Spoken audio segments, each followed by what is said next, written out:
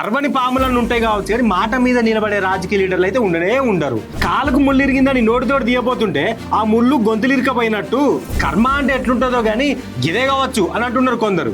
గిదే టైంలో పంచాయతీలు ఇరుక్కున్న బండి సంజయన పదవి పోడు ఖాయమే అని అంటున్నారు కొందరు. ఎట్లుండే సంజయనను ఎట్లా చేసింది పోరాడు భగీరథు. దండోరా మాట సూటిగా, సెటైర్ గట్టిగా. నమస్తే అందరికి, నేను మీ గోపి అలాటి. పాపం బండి సంజయ్ అన్న నా కొడుకు తప్పు చేయలే అని ఎంత మొత్తుకుంటున్నా కూడా ఎవరు నమ్మలేరు. నీ కొడుకు తప్పు చేయాలని ఎవరు చెప్పిర్రు అంటే ఆడే చెప్పిండు అని చెప్పుకుంటూ హైలైట్. ఇంకా ఇక పంచాయతీ గట్ట నడుతుంటేనే ఇంకో దిక్కుకెంచి మంత్రి పదవి మటాష్ అయితే అట్టుండదట. కాలుకు ముళ్ళు ఇరిగిందని నోటితోటి తీయబోతుంటే ఆ ముళ్ళు గొంతులు ఇరికపోయినట్టు కొడుకు ఏ తప్పు చేయాలని ప్రూవ్ చేసుకుందామని ప్రయత్నిస్తుంటే గదే పెద్ద దెబ్బకొచ్చింది. ఇదే టైంలో మోడీ సర్కార్ వచ్చి 3 ఏళ్ళ ఊడేంది. ఇప్పుడే మంత్రివర్గంలో మార్పులు జర్పులు చేసి ఆలోచన చేసుడేంది.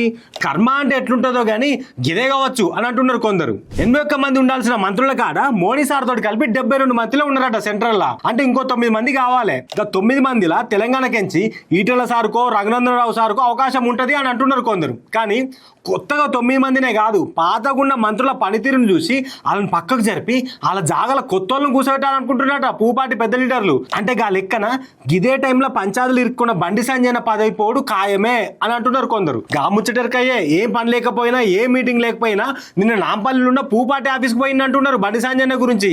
అంటే నా బలం గింతున్నది, నా బలగం గింతున్నది అని చూపెట్టుకునే ప్రయత్నం చేసిండు అంటున్నారు. కానీ గాడ కూడా పెద్ద పెద్ద లీడర్లు ఎవరు లేరట. ఈయన వత్తున్నాడని తెలిసి ఆఫీస్కి పోయేటోళ్ళు కూడా పోకుండా అయిపోయారట. అంటే బండి సంజయ్ అన్న ఒంటరోడ్ అయింది అనేది కానొస్తున్నది ఇక్కడ. మరి మంత్రి పదవులకించి తీసేసినా గానీ దేవుడన్నా మోడీ అని అంటాడా, లేకపోతే పదవులకించి తీసేసిన పార్టీలు నేనుండేంది అని ఇంకో కొత్త పార్టీ పెడతాడా? కొత్త పార్టీ అయితే పెట్టడని చెప్పిండు కానీ కర్వని పాములను ఉంటాయి కావచ్చు కానీ మాట మీద నిలబడే రాజకీయ లీడర్లు అయితే ఉండనే ఉండరు. పార్టీ పెడితేనైతే తెలంగాణలో సీఎం క్యాండిడేట్ సంజయ్ అవుతాడు. కానీ పార్టీ పెడితే మరి పేరు ఏమని పెడుతుండొచ్చు? బీజేపీ అని పెడతాడు కావచ్చు, బండి జనతా పార్టీ అని. కవితక్క కదా టీఆర్ఎస్ తెలంగాణ రక్షణ సేన అని పెట్టినట్టు. నిజంగా ఆలోచన చేస్తే అసలు బండి సంజయ్ అన్న భవిష్యత్ ఏంది అనేది గట్టిగా మాట్లాడుకుంటున్నారు చాలా మంది. మరి సంజయ్ అన్న ఏం ఆలోచన చేస్తుండో గానీ ఎట్లుండే సంజయ్ అన్నను ఎట్లా చేసిండు పోరాడు భగీరథు అని తిట్టుకుంటున్నారట సంజయ్ అన్న ఫ్యాన్స్. దండోరా మాట సూటిగా, సెటైర్ గట్టిగా.